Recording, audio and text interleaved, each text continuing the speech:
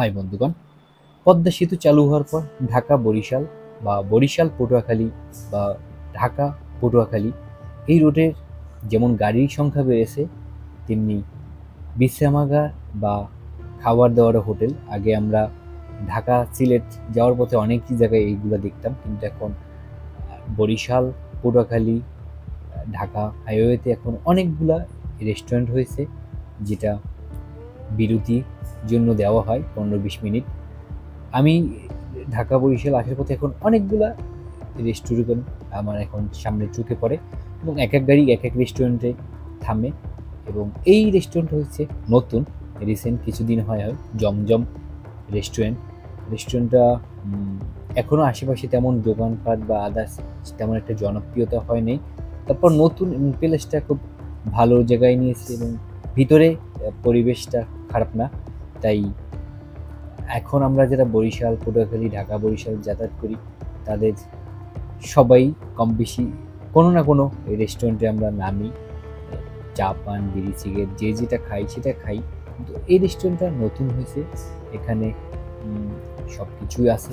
তবে এখানে বিশেষ যেটা হচ্ছে, আমরা এক সময় শুধু সিলেট বা চিটাগাং মহাসড়কে আসা যাওয়ার সময় এরকম বিশ্রামাগার বা ছাউনিটা দেখতে পারতাম। আমি পদ্মা সেতু হওয়ার আগে যখন আসা যাওয়া করছি, তেমন এতটা চোখে পড়েনি কখনোই। এবং গাড়িতে প্রতি গাড়ির যে রেস্ট করবো বা বিরতি দিবে এটা ছিল না। এখন পদ্মা সেতু চালু হওয়ার পর গাড়ির সংখ্যা বেড়েছে, মানুষের সংখ্যা বেড়েছে, রেস্টুরেন্টের সংখ্যা বেড়েছে। দেখেন কত বড় রেস্টুরেন্টটা, মোটামুটি ভরপুর ছিল। এই হচ্ছে এখন ঢাকা বরিশাল পটুয়াখালী রুটে নতুন অবস্থা। মানুষজন কম বেশি সবাই আসে এখন। দেখেন দোকানটা, হোটেলটা মোটামুটি বড়। এখানে বিশেষ যেটা হচ্ছে, এখানে অন্যান্য যেসব বিরতি বা যাত্রী শ্রেণীর মধ্যে যেটাকে বলে রেস্ট হোটেলগুলার, সেক্ষেত্রে এখানে হোটেলের বাথরুম ওয়াশরুম এবং হোটেলের খোলামেলা পরিবেশটা খুব ভালো লেগেছে আমার কাছে।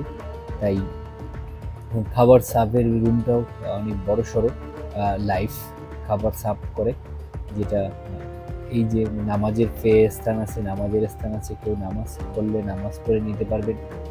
সর্বোপরি ওয়াশরুমগুলা ভালো। তাই কেউ জমজম হাইওয়ে হোটেল রেস্টুরেন্টে উঠেছেন। আমি এখানে ফার্স্ট একবার উঠেছি, পরের বারও যখন এসেছি তখনও এটাতে উঠেছি। তাই সর্বোপরি রেস্টুরেন্ট হিসেবে খারাপ না। আর আসতে যেতে আমরা বরিশাল পটুয়াখালী যারা বা সবাই কম না কম বেশি এখানে আসা হতে পারে এক সময়। তাই আমি এই রেস্টুরেন্টের মালিক কিছু টাকাও দেয় না, আবার সেটাও না, আসলাম ঘুরতে আসলাম, বাড়িতে গেছিলাম, সেই জন্য ভিডিওটা করে দিলাম। আশা করি কে খেয়েছেন এই রেস্টুরেন্টে, কে এসেছেন সবাই কমেন্ট করবেন। রেস্টুরেন্টটা গত মাসে চালু হয়েছে, বেশি দিন হয় নাই।